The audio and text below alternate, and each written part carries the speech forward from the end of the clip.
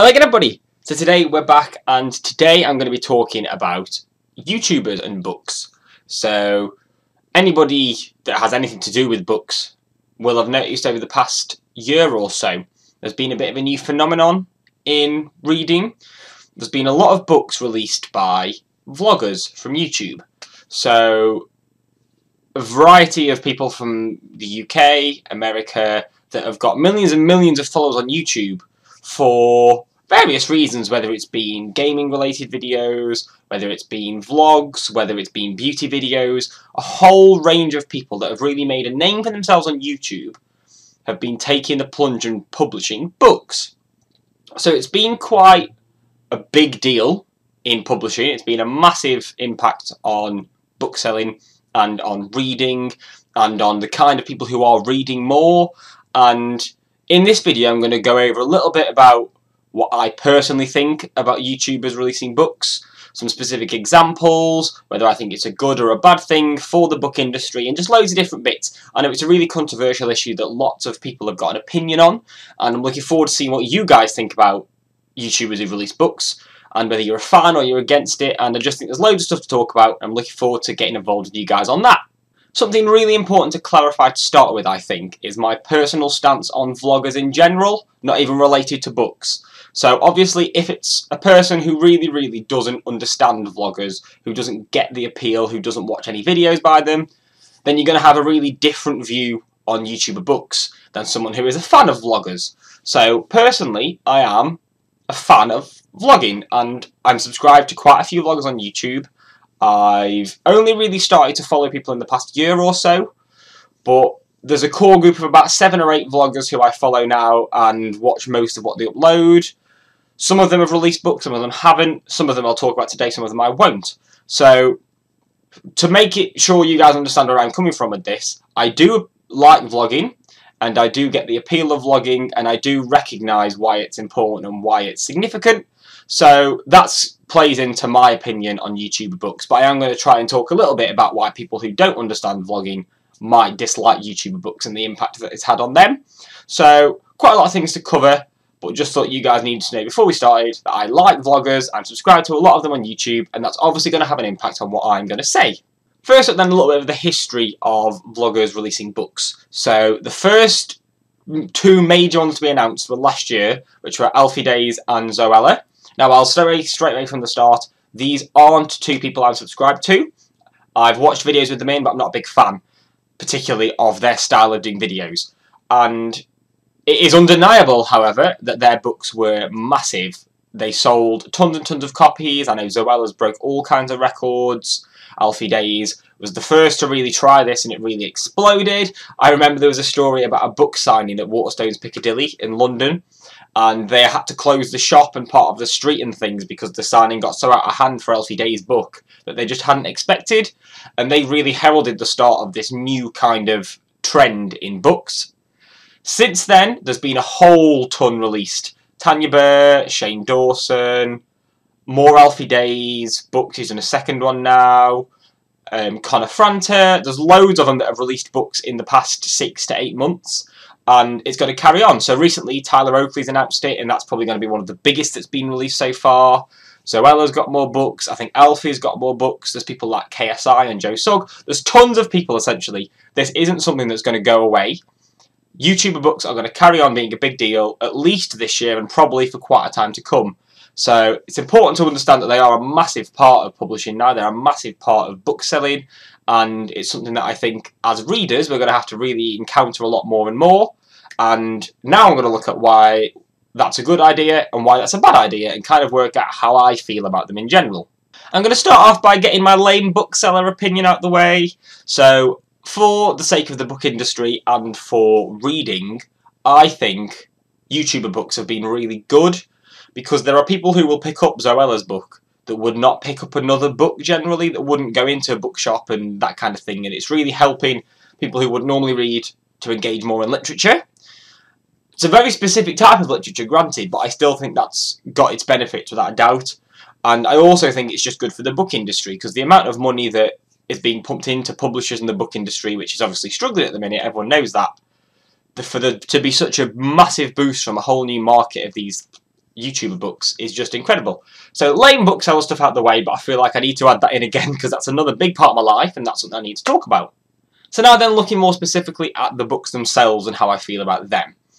I do think that I can understand where some people are coming from when they are criticising Zoella's books, for example.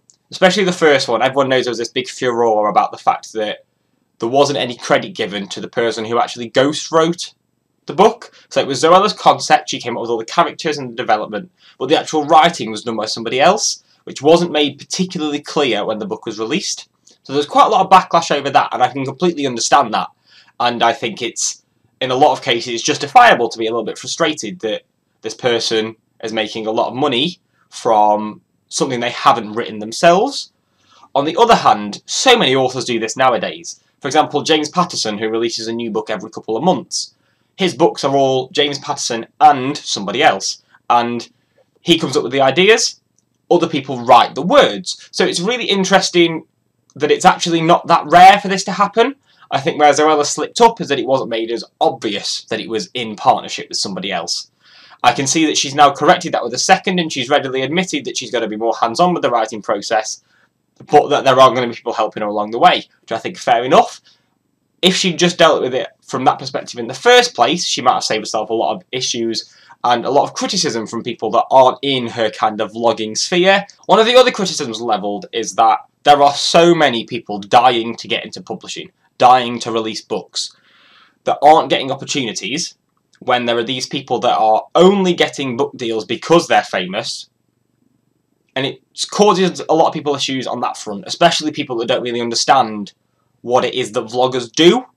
But again, looking at the wider book industry, so many celebrities each year will publish books that they've gotten deals for based on their names or their lives, rather than based on their writing ability. And I don't think there's any issue with that. I mean, I think that YouTubers, people that write celebrity biographies, etc., are aiming for a very different thing than a fiction author would be, and it's almost really difficult to compare them. So I can understand, again, why some people would say they're undeserving of these contracts they're getting, especially how big and how lucrative they are. But at the same time, it happens all the time beyond the vlogger sphere, and I don't think it's something that should be really criticised, because it's just a fact of the book industry and publishing that people who aren't necessarily the most gifted writers will release books because they're famous. It happens. Some of them are fantastic books, really enjoyable to read, and I feel like it'd be harsh to criticise on that front too much. The last thing I want to do then is look at some specific examples as to kind of what they say about this issue. So, Alfie Deyes books, for example, a lot of people criticise them for not being books. They're kind of activity-style things like Wreck This Journal, rather than they are books, narrative books. And I can again understand why some people will criticise that, but I think at the same time he's been very forward about it. It's really, really closely linked to the content he releases. If you enjoy Alfie Deyes' YouTube channel, you're going to love the book. It's very, very hand in hand in ways that, for example, Zoella's isn't as such, because her vlog isn't about writing fiction. Her vlog is about beauty and living her life, and that's very separate to what she's writing about, whereas Alfie Deyes, the Pointless book, I can see why you'd criticise it, but actually they fit really well, and anybody who loves Alfie Deyes stuff is going to love the book.